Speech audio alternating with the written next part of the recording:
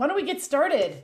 Welcome to today's webinar, Live Big in Your Smaller Space. I'm your host, Janet Parker Evans, and today we're going to learn about downsizing and how overwhelming it can be.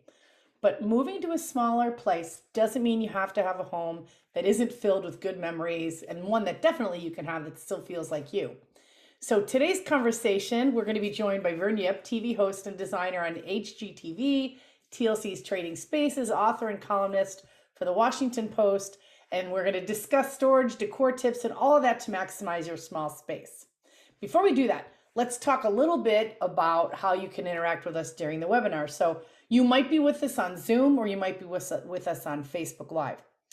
If you're on Zoom, things can be a little bit different from computer to computer, but if you look at the bottom of the screen, you'll see some icons. Now, the one on the far left is usually a microphone. We've muted your voice so there's no background sound, but let me explain how you can ask questions or get technical help. There are two other buttons down there. One says Q&A and one says chat. When you click the Q&A button, a window will appear where you can type any questions you have for our Q&A session at the end. Feel free to start typing in questions right from the get-go, and we're going to get to as many as we can at the end, but you can type them in at any time. Now, the chat button opens a window where you can chat with us or our moderator, and you can tell us if you're having any technical issues, and then we'll see if we can help you out with that. If you're on Facebook Live, just pop any questions or issues into the comment box, and our moderator will see them there. After the webinar, you're going to get a follow-up email with all of this information. You're going to get a recording of the webinar so you can refer to it later or share it with your friends and loved ones. So don't worry about trying to have to write everything down. You're going to get a copy of this. Ready to go? Okay, let's jump in and meet our speaker, Vern Yip. So Vern Yip is designing his way across America one room at a time. He runs his own design company in Atlanta, Vern Yip Designs. With an undergraduate education from the University of Virginia, an MBA and Master's of Architecture from the Georgia Institute of Technology, and an honorary doctorate from the Savannah College of Art and Design, Vern has used his varied educational background to build a distinguished business. His creations and room transformations range in budget from the notoriously frugal showcased on TV to eight-figure projects for high-end clients nationwide. And regardless of the budget, Vern's design calling card is his attention to detail, married with precise, clean-lined interiors, balanced with a sense of warmth. Many elements of his eclectic style demonstrated influence from his love of travel. He's traveled to over 60 countries as a travel and design columnist for the Washington Post since 2011, a design advisor to global brands, and as a U.S. ambassador for UNICEF. Welcome, Vern. Hi there. How are you? Good to have you here today. We're so excited to turn this over to you and learn a little bit more about our living big in our small space. Well, that is amazing. And thank you again, Janet, for that wonderful introduction. And hello, everybody out there. It is incredibly nice to be with you today. What a privilege. We are indeed going to be talking about how to live big in your smaller space. And these are going to be rules that you can apply to your own space, no matter how teeny tiny or maybe it's not that small. These are kind of universal things that everybody can apply. But before we get into that, I'm going to give you a little bit of my background just in case you guys aren't familiar. So many of you may know me from my years on HGTV. I've been with the network for nearly 2 decades. I was on a show called Design Star for about 9 seasons. And many of you also know me from this show, Trading Spaces. That's what really sort of launched my television career. So that show was, I participated in that show from 2000 to 2005, and then we brought it back in 2018 and 2019. We are all a little bit older, but it was still a lot of fun. I am also an author of 2 New York Times bestsellers. This one is called Design Wise, and we're going to be pulling a lot of tips from this book today. And then the second one is called Vacation at Home, and we're also going to be pulling tips from this book. Both of these books are designed to give you lots of solid points that you can apply to your own space that are easy to do. But we're going to be talking about those today. And as Janet said, you're going to be getting a copy of this presentation. So there is going to be a lot of information thrown at you, but don't worry about having to catch it all. So as Janet said, made my parents send me to school for a really long time. Yes, maybe for, in their opinion, probably too long. I am a native of McLean, Virginia, which is the suburbs of Washington, D.C. I did go to the University of Virginia. And curiously enough, I was a pre-med student because uh, lots of Chinese parents sit their kids down early on in life and they say, you know what? You can be two things in life. You can either be a doctor or you can be a doctor. You choose. So I was a pre-med student at the University of Virginia, where I got a degree in chemistry and economics, two degrees that you don't hear too many designers spout. And 2 weeks before going to medical school, I finally worked up the courage to say to my folks, I don't think this is going to be for me. I had spent every spring, summer, and winter break working in the transmitted and transfused viruses laboratory at the National Institutes of Health. And every day I would walk into work, and the two things on my brain would be, why are the walls this terrible shade of yellow? And how come we all have to work under these horrible fluorescent lights? So that convinced me that I needed to change things up. And so I ended up in Atlanta, Georgia, where I am now, at the Georgia Institute of Technology. I got my master's in architecture, and I also got my MBA to make my mother feel a little bit better that I abandoned medical school. She was super worried I couldn't support myself as an architect or designer, and I always said, Mom, I'll get the MBA just so that you won't have to worry about me having to move back home. Went into the private world of design and worked for big firms for many years. And then in the year 1999, I went out on my own. I won Designer of the Year in the year 2000 and got my face in a bunch of magazines and publications. And one of those magazines landed on the production desk of the company that put together the first season of Trading Spaces. And that's how I ended up on your television screen for close to 2 decades. Yeah, Um, wow. I know that long, right? I made my parents pay for a lot of Yeah, I don't feel television. like I can't be that old. Well, I finally ended up being able to do what I love, which is design and sharing information with you folks. This is my family. These are our two kids, Gavin, who's now 11, and Vera, who's 10. We also have 500 pounds of dog at home. This is Lars.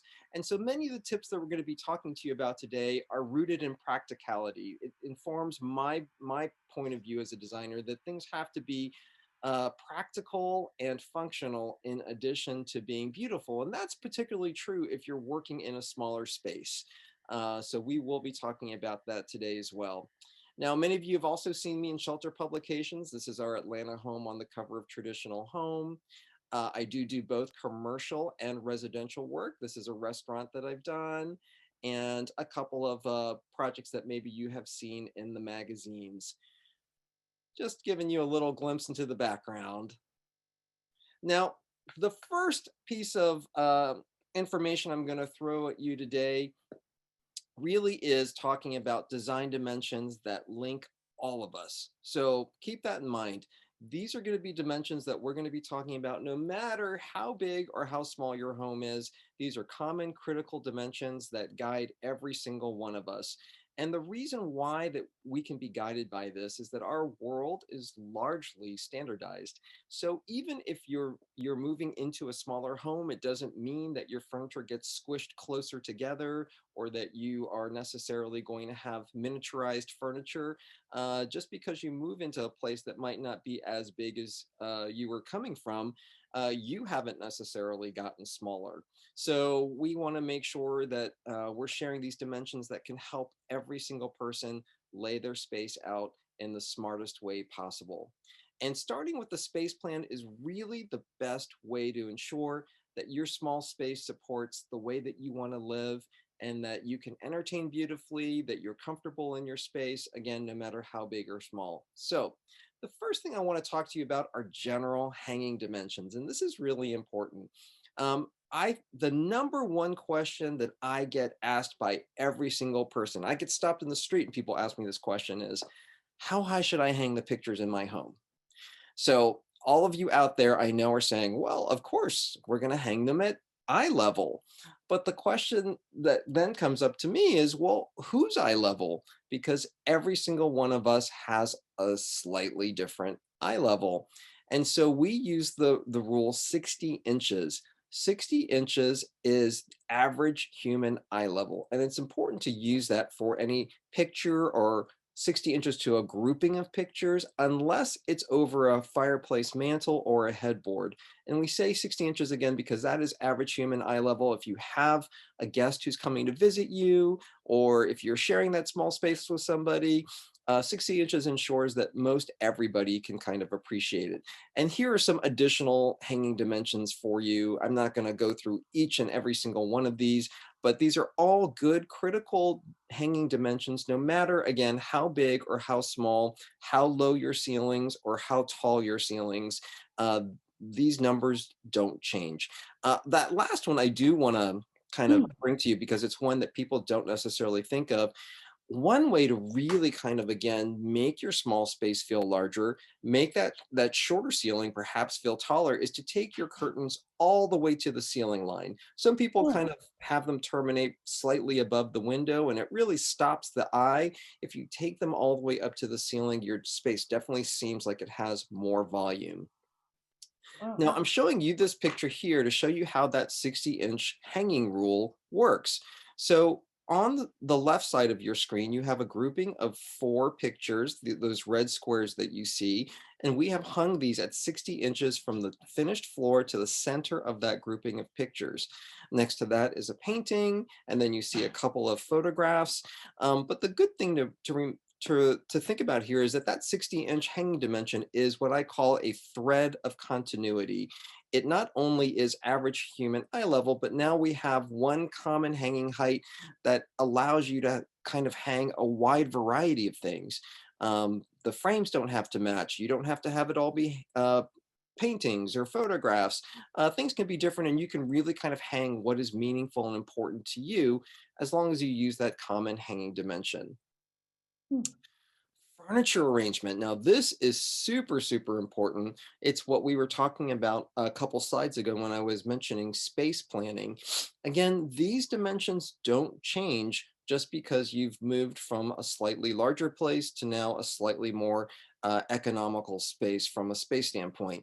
So, for example, the space between the edge of a sofa and a coffee table is always going to be 18 inches. It's optimally 18 inches because 18 inches means that that coffee table is close enough to the sofa that you can reach whatever is on that coffee table, whether it is a cup of coffee or it's a book or something, or you can prop your feet up. But it's far enough away that you can still easily get in and out. And then we've given you some dimensions here that really talk about how you optimize conversation in a seating group. Because 42 inches between seating pieces is kind of the minimum comfortable distance where people don't feel like you're intruding in their space if they're sitting across from you, but you can still hear what they're saying. If you have your pieces farther than 120 inches, then you're kind of not in the same conversation. It's too far. So that's really like the maximum distance. And I'm going to show you a space plan that kind of really um, exemplifies this. So this is a seating group, and you can see, even though this room has very big, tall ceilings, it's not a very big area. And we've kind of, again, laid it out optimally so that people can be part of that same conversation group. It's great to know the distances too, because I know as you're downsizing, you might not be bringing all of your pieces into your new home, or you may be buying new stuff, but knowing those distances helps you. If you're used to a bigger space, now it's like you have to know you have those, margins around that. So that's helpful to know. Yes, and all of these dimensions, this is sort of the crux of my first book, Design Wise, is providing people with all of these dimensions and kind of really kind of helping people understand that no matter how small or how big your space is, these dimensions really, again, don't change. This is the last room that we're going to be talking about dimension wise, and that is the bedroom. So the bedroom really has a few distances to keep in mind. You want to have, for example, that 24-inch minimum passage space around your bed. And when we're talking about smaller spaces, especially if we're talking about putting in a big king bed or even a queen bed, you want to keep these distances in mind. Nightstands should be relatively the same height as the mattress, within a couple of inches. And everybody's mattress and box spring combo is going to be slightly different, but just keep in mind that your nightstand should optimally be about the same height as the top of your mattress, or within a couple of inches taller, or a couple inches shorter. And then you don't want them to be deeper than 24 inches, because when they're deeper than 24 inches, you really risk hitting yourself into that piece of furniture as you get in and out, especially in the middle of the night if you need to get out of bed and it's dark. One thing that I do want to share with you is this ability to have a small desk space. So if you have a bedroom and you really don't have space in your home otherwise for a desk for writing a note or paying some bills or whatever, you can actually have a nightstand that doubles as a desk. Now, desks are going to be 30 inches tall and 24 inches deep, and that's why they work. So you just want to make sure that your mattress height isn't too low or too high for that 30-inch desk height, because that 30-inch desk height won't change. Desks are going to be anywhere between 29 to 31, but about 95% of them top off right at 30 inches. So in this small New York City bedroom, this is actually my bedroom in New York City, I didn't have a desk space anywhere else that I could put in. So I doubled it up as a nightstand, and you can see it works beautifully. Yeah, that's smart because you're probably going to fewer rooms, right? You may have had a library or a study and you still want to have that space. So kind of dual duty there makes a lot of sense for It downsizing. does. Yeah, yeah, especially, if you don't need a big sprawling desk, if you're just working off of a laptop, for example. Now, it's maybe a little more difficult if you have a big desktop computer that's set up, but if you are downsizing, you may want to kind of think about your technology too, and that's a great point, Janet. You may want to say, hey, it's time to go from that big huge desktop with that big huge screen into a laptop. Yeah. Now, we're going to move away from this idea of just talking about dimensions, and now we're going to be talking about how to make design decisions that really maximize your home. The first thing that we want to do is, no matter again how big or how small your space is, you really want to walk into your place and feel relaxed, re-energized, and restored. And if you're trying to cram everything from your bigger space into your smaller space, it's going to feel really crowded and it's not going to be very relaxing. So the first thing I say is get the foundation right. And that means really analyzing what you have in your home that you're bringing with you. Um, I always say this is the time to really think about what you really need. Okay. What do you really, really need? And then the second category of things that you should bring with you or keep are the things that you really, really love. This is a great time to get rid of things that you just kind of like, things that you got as a gift and you never really loved, but you felt too guilty to throw away, things that you felt like, oh man, I really overpaid for that. I don't love it, but I feel guilty because I paid so much for it. This is the time to share that with a loved one, or, sell it, So when you're talking about a smaller space, just keep what you love and what you need. Um, and then that really goes to the second point under that first point, which is maintaining the foundation. If you narrow it down to those two categories, it makes it so much easier to maintain your home and not have it feel cluttered. It helps you keep things in order, and it also allows you to like put out a few decorative things that kind of keep it interesting instead of feeling like I just don't have enough space to do that. Um, Bigger pieces, but fewer pieces will make your small space feel larger. I know that that goes against what so many people think. So many people do think that when I move into a smaller space, all my furniture has got to be miniaturized. And that is simply not the case. You do, however, stand the chance of having your space feel larger if you go with bigger pieces, but fewer pieces. Um, and that goes for not just furniture, but artwork. If you fill your wall, for example, with a lot of little pictures versus one big significant picture, it can also make your space feel smaller. A great way to bring in a lot of natural light into a space that may not have one and make a small space feel bigger is to hang a large mirror on the wall opposite a window or opposite a glass door. When it's on the wall opposite a window, it's the cheapest way to add another window to your home. And again, add that natural light that's so wonderful in a space and make it feel larger. And also for decorative items, you want to go with fewer pieces, but again, bigger pieces. And then the last point here is monochromatic schemes keep the eyes flowing. So the more you kind of add different colors into a space when it is on the smaller side, the more your eye is going to want to stop every time it sees that additional color. So by staying monochromatic, by working within a tight color palette, your eye tends to travel from one space to the next pretty seamlessly, and it does make your space feel larger. Now, the other thing is really shades of color and how you want to deal with that monochromatic space.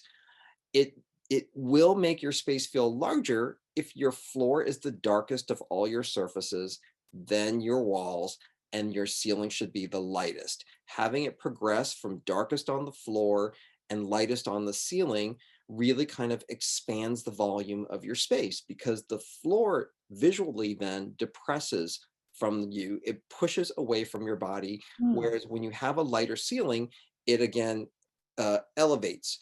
So those are just some great rules, and we're going to share some of those with you right now. So here's what we just sort of talked about in point one in graph form. So now we've moved on to my second book, Vacation at Home.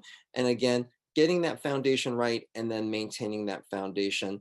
But I always like to put things in graphic ways and to bullet point them so that people can understand them very, very, very clearly. Here's a slide that really shows you that idea of hanging a large mirror opposite a window or a glass door. And again, it can take a very small space and brighten it, double what might be a great view, or add just all that natural light into a space that makes it feel larger and more expansive.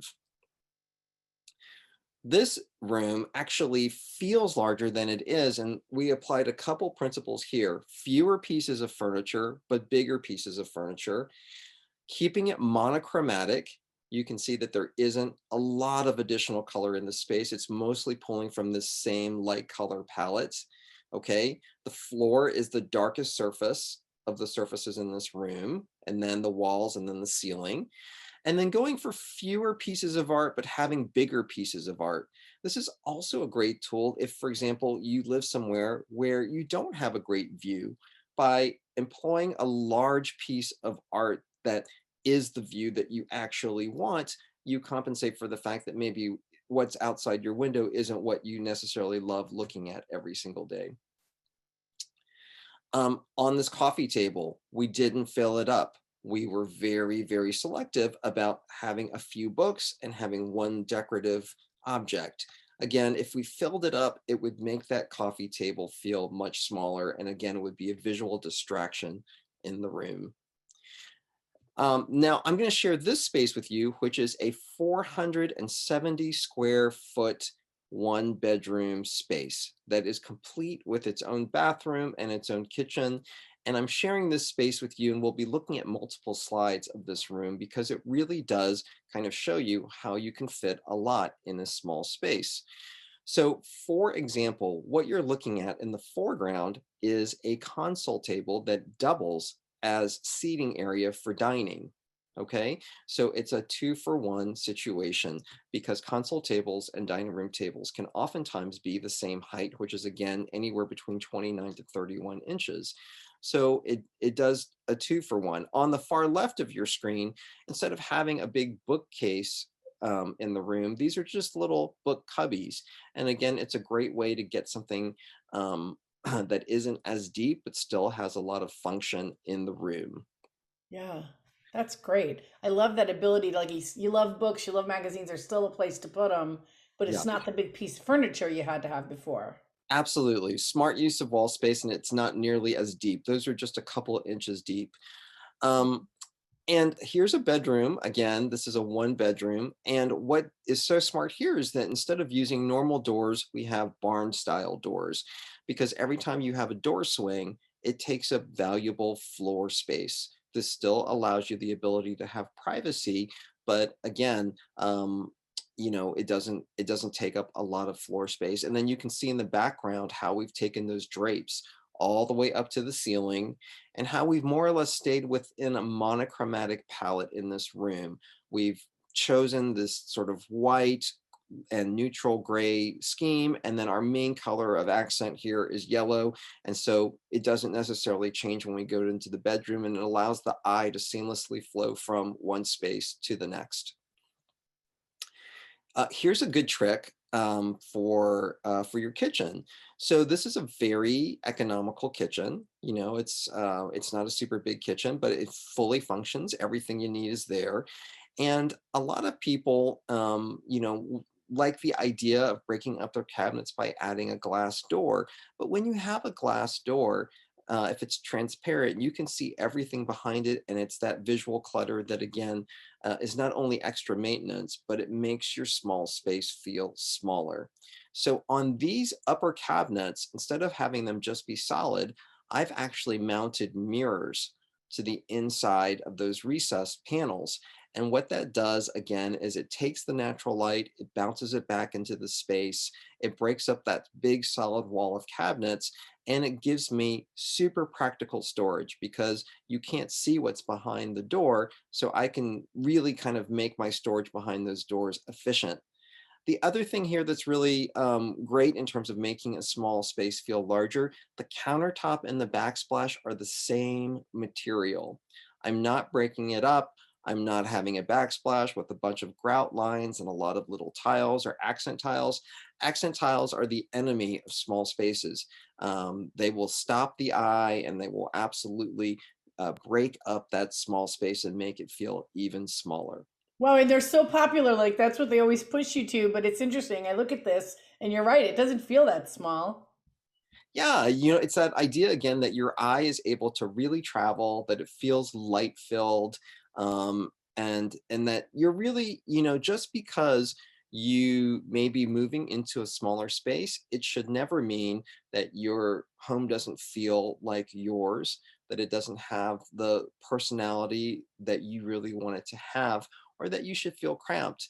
I mean, there are so many smart things that you can do to really live large in a smaller space. um, you can have the most beautiful space on the planet, but if it doesn't smell great, then that's not living large in a small space. That's living smelly in a small space. So what I really encourage people to do is think about ways to kind of make it smell great. So this is a fragrance diffuser. Uh, Lighting candles isn't practical for everybody. And especially if you're going in and out of the space, you want it to smell great when you come home, not 25 minutes after you've lit the candle. So fragrance diffusers don't have to be unattractive. This one diffuses the fragrance through that top, so it's very pretty. It's not very big, and it really kind of improves the way it smells. And then the sound, this is really important too. We used to live in a world where you had to spend thousands of dollars to have somebody come in and wire speakers into your home. But thankfully, because of technology and all the advancements that we've had, you can very inexpensively have wonderful sound in your home. You can have the soundtrack that you really love. You can start it the minute you walk through that door on your iPhone or smartphone. This is a wireless speaker that costs $20 and will directly interface with whatever piece of technology your music may be on, so that you can take it with you when you leave. You can put it anywhere in your home. And again, it's not very big, but having your home smell great, having wonderful sound when you walk in, those are all things that again help you kind of live large in a small space. Getting your lighting right. A lot of people on this webinar today probably remember the days of the traditional light bulb, the traditional incandescent light bulb before everything transferred into LED. And one of the things that we really want is to have that space feel warm and inviting. And so many of us have made that huge mistake where we bring the LED bulb home, and then all of a sudden our home now looks like a laboratory. It's just very cool in color temperature. So this is in vacation at home, but also you'll have it here. And again, you're going to be sent this presentation where I've converted on the left side a traditional light bulb and what you want to look for at the store. So remember, your color temperature on the box, you want to look for anything that's 2400 to 2700 K. That's the color temperature. That's going to be the warmth that you expect from an incandescent bulb, a traditional bulb. And then I've converted for this wattage comparison here. So 40 to 60 watts, you're going to want to look for a 5 to 8 watt LED. And then I've just gone down the line. So getting your color temperature warmer and more inviting in your room, again, is going to make that small space feel just like home. And then my last point today is really about organics. I think organic elements, again, really will make any space feel like home, no matter how big or small. And I'm not a big fan, and I'm sorry if you guys are, of artificial plants, plastic flowers, plastic fruit, all of those things. This is one of my favorite things to put in any room. This is what's called a Phalaenopsis orchid. You can buy this for anywhere between $14.99 and $24.99 at most grocery stores or home improvement stores. And the reason why I love this flowering plant is for that amount of money, it will give you blooms for 8 to 9 weeks. That's a lot for that amount of money to have real wonderful flowers in your home. But you have to do two things. Number one, it likes bright indirect sunlight. And number two, it hates to be overwatered.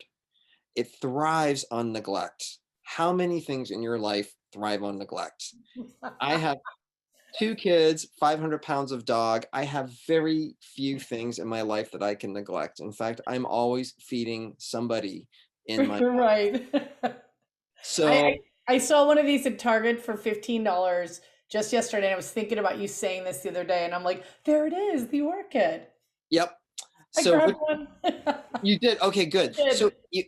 if you see a variety of them, the ones that you want, don't, if it has yellow leaves, not going to last. Mm. And then, it's tempting to really buy them when they're fully bloomed like this one.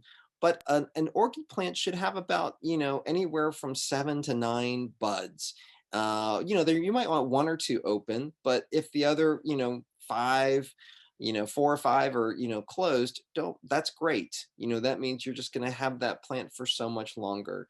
So again, having organic elements in your place is going to make the place feel bigger. The other thing that I really love are apples, to put Mm. out in a bowl. For $2.99, $3.99, you get 4 to 5 Granny Smith or Red Delicious apples in a bag. Buy a couple bags, put them in a bowl, use them as snacks. But they for very little money, they add a huge punch of color to a space. And you can just have them out decoratively. You don't have to eat them. I mean, they're disgusting after 4 to 5 weeks, so don't eat them. Throw them out. But it's a small investment for an organic element that's again going to make your place feel special and like home. And if you love cut flowers, this little graph here shows you the cut flowers that you're going to be able to get at your grocery stores that last the longest, that will give you the most value, and again, stretch that dollar and really again make it feel like home. So that's the end of the presentation. That I is really hope awesome.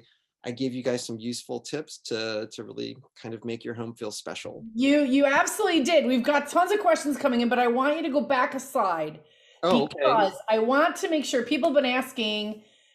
Yeah, wait, other way, other way. There we go. Okay, here is where to find more information. And I know somebody piped in and said that your website they had an issue. So you've definitely got the Facebook, the Twitter, the books, Instagram, tons of places to follow Vern. So thank you for going back to that. So I know people want to see that. Um, but now we're going to get to the Q&A portion. We've got tons of questions coming in. If you want to ask a question, please put it in the Q&A and we're going to get to them. I'm going to start right now. Okay. Any tips on the best way to hide electronics cords, TVs, computers, iPads, all of that? Yes. Well, I mean, everybody knows about cord wrangling, which is really big. The other thing to keep in mind is, we talked during this presentation about updating your technology and making sure that if you have the ability to update your equipment before you move into a smaller space, what you'll start noticing is that we have a lot more in terms of wireless capabilities. And when I bring that up, because even though wireless things still need to be plugged into the wall from an electricity standpoint, they don't all need to be now bundled together with a big stack of cord somewhere. You can put a wireless printer inside a cabinet, for example, and then drill a hole in the back of that cabinet to feed the cord through. So it does kind of help sort of distribute the cords, around. The other thing to think about too is even if you're looking for a desk, for example, where your technology may be situated, or you have a television situation and equipment associated with the television, is that the piece of equipment that or the piece of furniture that those elements might be sitting on can have a back to it. And if you can feed the cords behind the back, then again, you're not looking at those visuals. But lots of times you don't have those options. The best way to do it again is to keep your cords together. Use cord wranglers that come in a variety of things. They can be Velcro, they can be plastic, and they at least kind of keep your cords together. And then what I'll do then is use some double-sided Velcro to then tape it along the back of a desk back or something like that, where it's not visible and it can help guide it and get it out of sight. That's great. Yeah, I know that's exactly what I did. I'm like, we have to have one with the back. I gotta hide all those cords, the sound. We have a sound system. I haven't downsized yet, but okay, here's another great question. I live in an apartment. What are some things I can do that are not permanent to help add some color to my all white walls? Well, that's a great question. I think the first thing to think about is this. Um, Artwork is huge. And we talked about how a smaller space will feel larger if instead of having several smaller pieces of art on a wall, you get one significant larger piece of art. Art is a wonderful way to kind of add the view that you may not have, the color that you may not have outside your window. It should be inspiring. It should make you smile. It should really help lift your day. A lot of people think about art as just purely decorative, that it's just something that's going to need to match my throw pillows. But start with art because, it really can actually set the tone for a room. Of course, you also have things like throw pillows, which can add color, throws, rugs, decorative objects, plants. All of those things are good opportunities to really add color when you can't necessarily paint your walls. Now, I will say, I'm just going to push the envelope a little bit.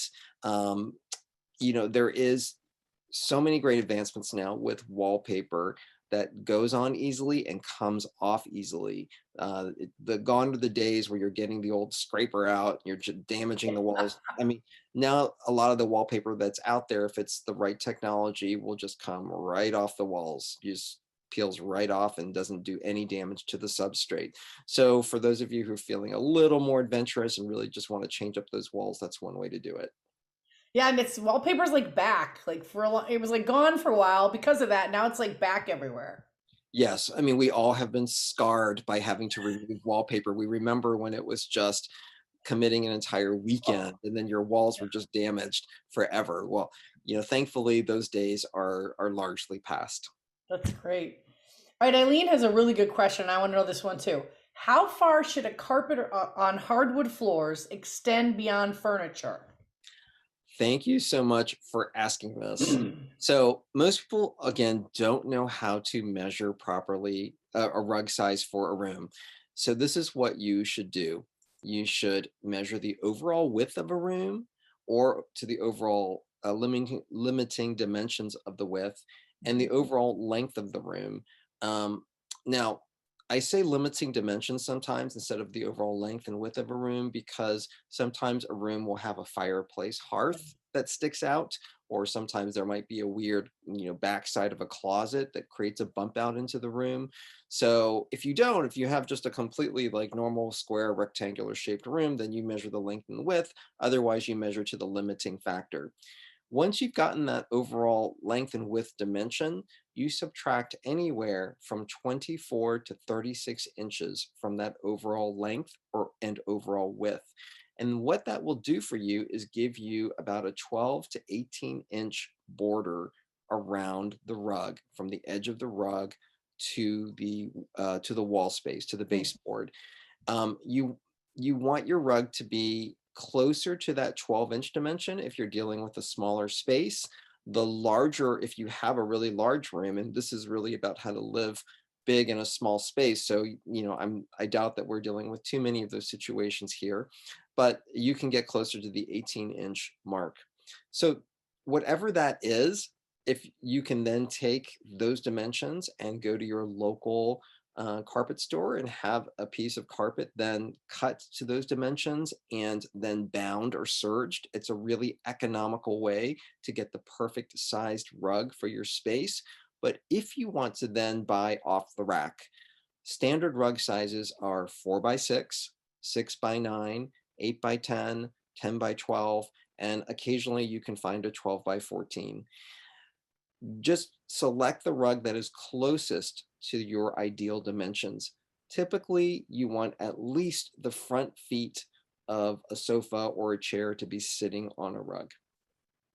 That's perfect. Love that. Lots of great info. Okay, now we have a couple questions coming in about TVs. Can we put them over fireplaces? Should we put them on the wall? Should we put them on a table?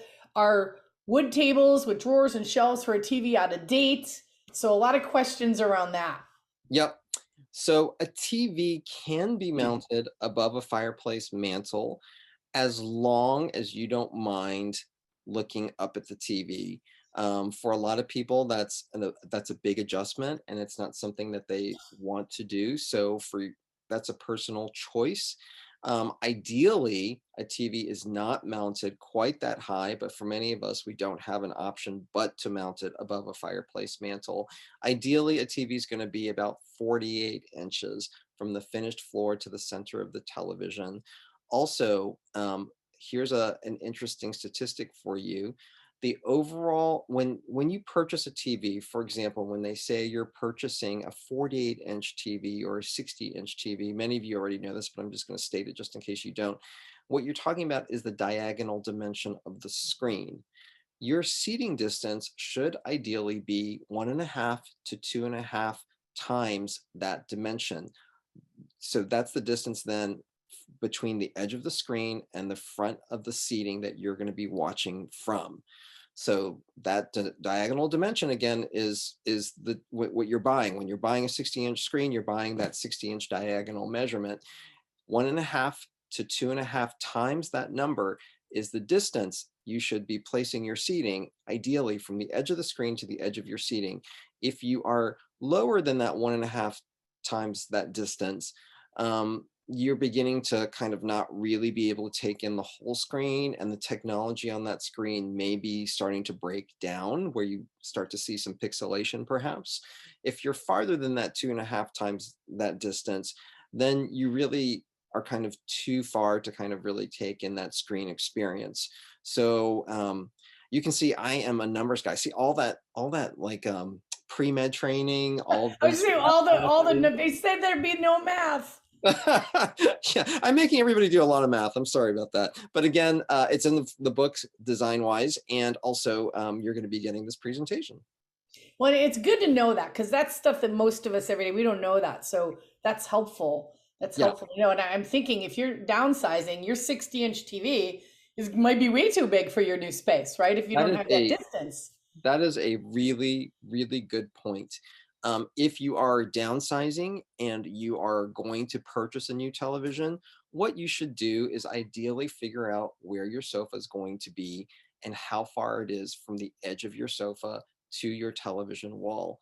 You can then reverse that formula to find the ideal screen size. Yeah, that's great. Okay, Abigail has a question. In your photo of that little kitchen, the sink in that apartment kitchen seems too small. How big should a kitchen sink be?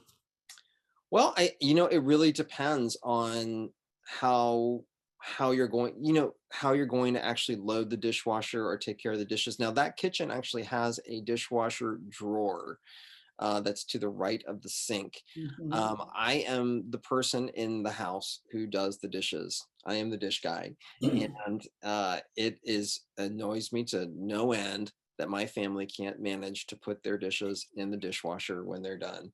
Like I Uh, said, every parent forever. I have to load them. So, if I think you have to potentially sort of change the way you deal with things. If you're somebody who's used to just like putting everything in the sink before you load it, yeah, I mean, that sink could be a little bit too small. But if you're somebody who just really needs a larger sink because that's the way that you cook, or you need a sink that's big enough to clean a really big pot, then you just have to think about what you're going to give up. It's all about sort of feeling like, how are you going to arrange that kitchen? Kitchens are really complex puzzles, and not every kitchen is going to work ideally for every single person. So you have to emphasize what it is that's going to be important to you, and then maybe de-emphasize something else. I wanted, for example, a larger range, but I could have downsized that range to be a 24-inch range instead of what I put in, and that would have allowed me to have a larger sink. Um, so again, you have to sort of design Yeah, to what it is that's important to you. that makes sense. Like, what are the trade-offs? All right, here's a great question. I have a lot of natural light with my windows, but now I have really close neighbors. What can I do to still let in light without leaving the windows open during the day and especially at night? Yes, I hear you. So, um, number one, shears, instead of solid opaque drapes, shears are a great way to let the natural light in, but to obfuscate the view.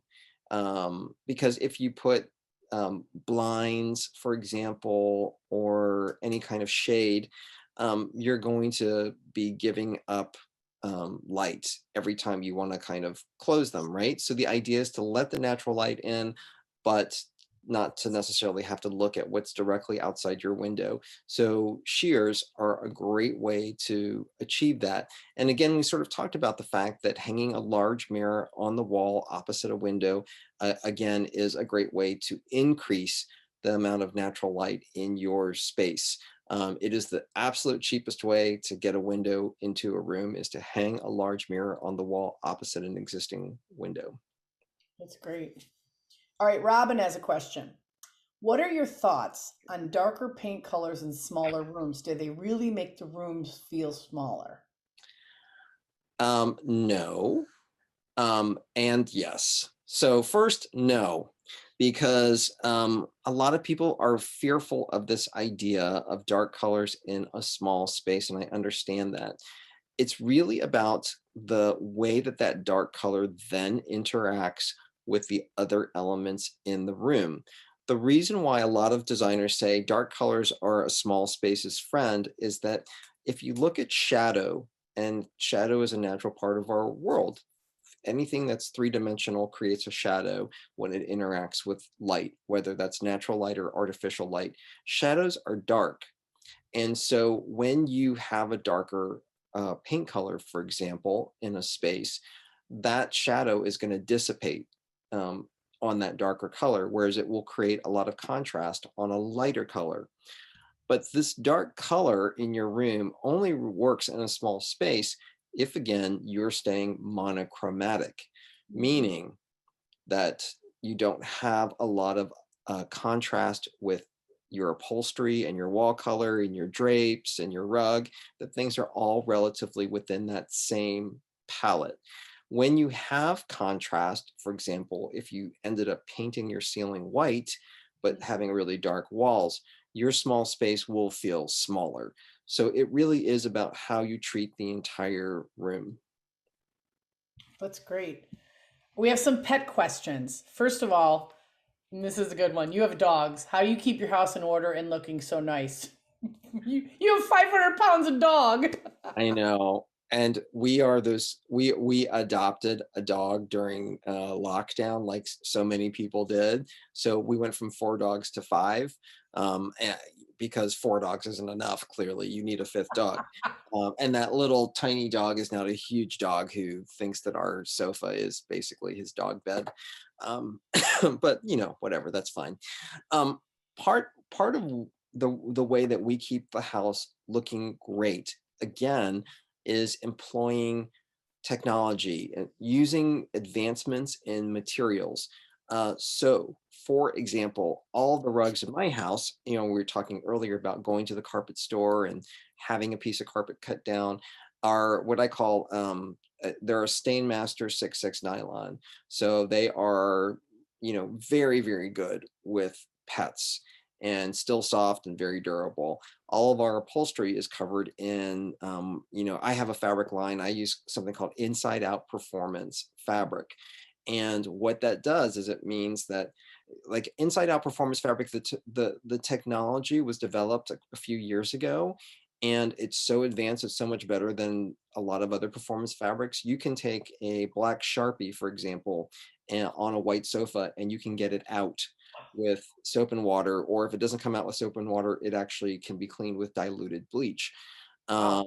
So I am not fearful of having a white sofa or white lounge chairs or anything like that in my home, even though my dogs are all over them. My kids eat chocolate ice cream on them. Guests will drink red wine on them, because I know that I can get whatever stain might be there out easily, without a lot of effort. So, by employing, advancements in materials, you can live very happily with pets without giving up your preferred aesthetic. If you're somebody who just loves an all white room, for example, but feels like I can't do that, my spouse is messy and spills coffee all the time, or I have a dog that just sleeps on the sofa all the time. Well, now you can, but it's really about kind of understanding all of your options. That's great. And then someone else is asking, are there any tips? This person says, what can I do to hide some of my pet belongings, the toys, the bed, all that when I downsize? I don't have a yard anymore. Yep.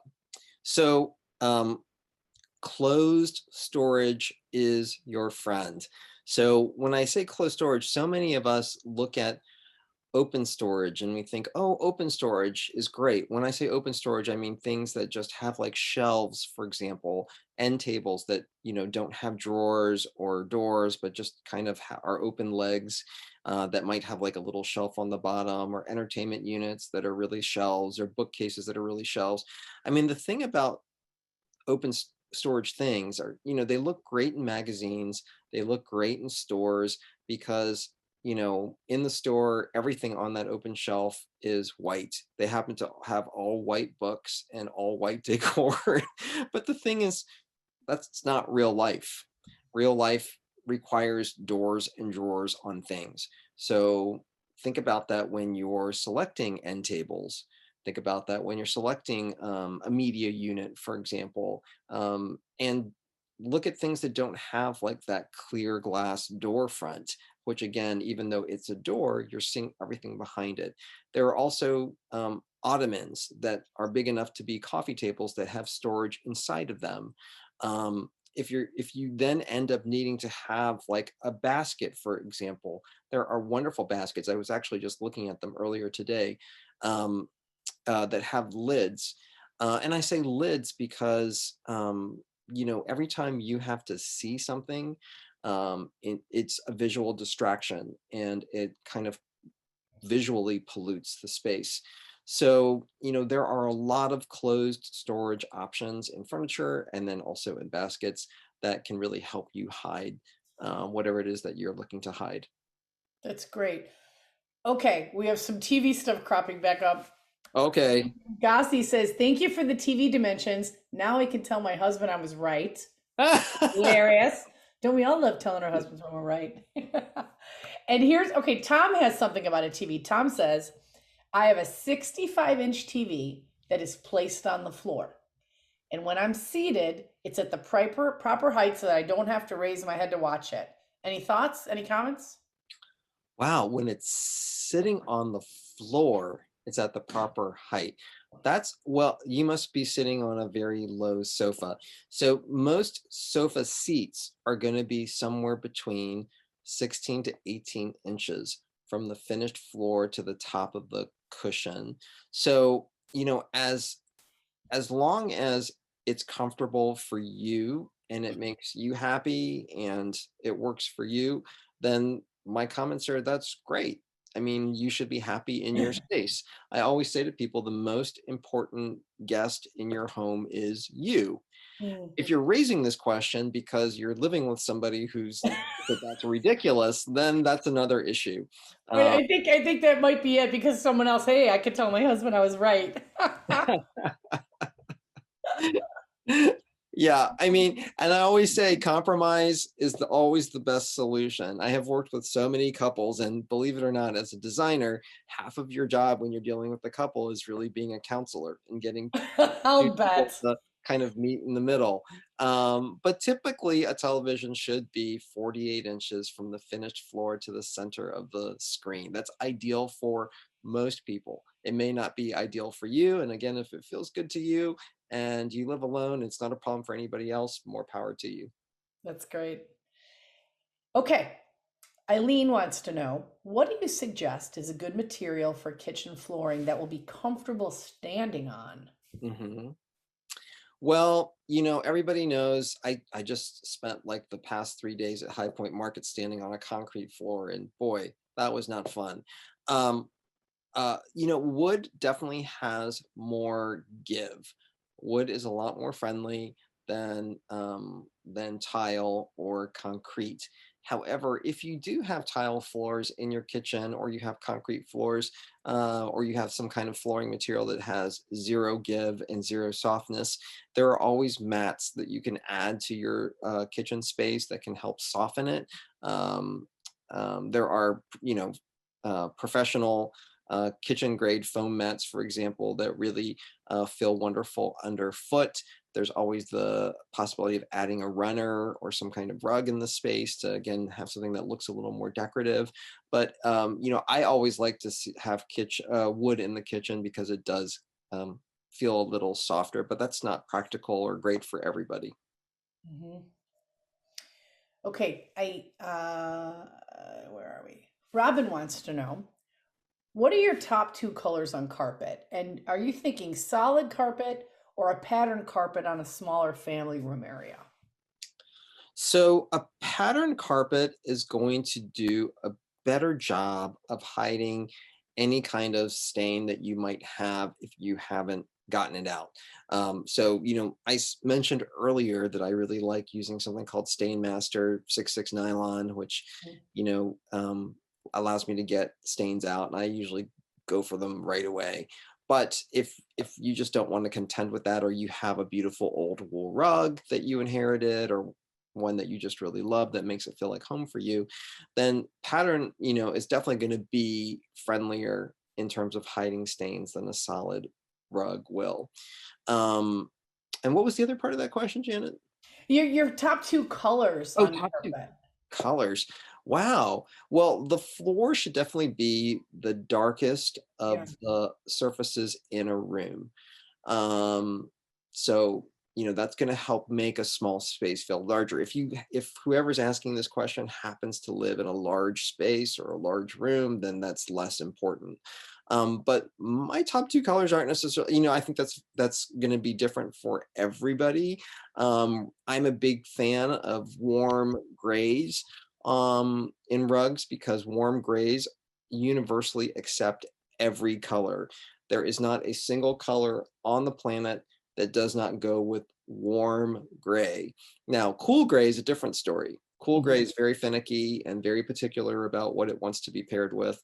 But I like warm gray because it gives me the flexibility to move things around, change things up, and not worry about whether or not something else is going to work with it or match it. That's great. And we are at the top of our hour. So thank you so much, Vern, for being here with us today.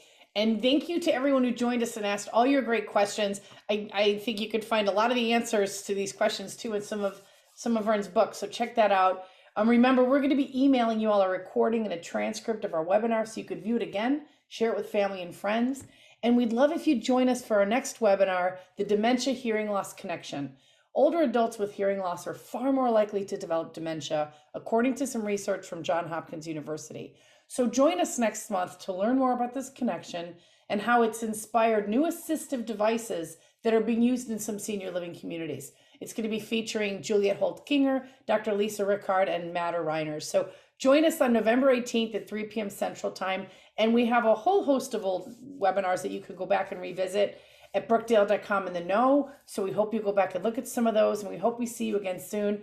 Thank you again, Vern. Thank you again, everyone, for being here. And until next time, we hope you stay safe, happy, and well. Thank you so much. Thank you.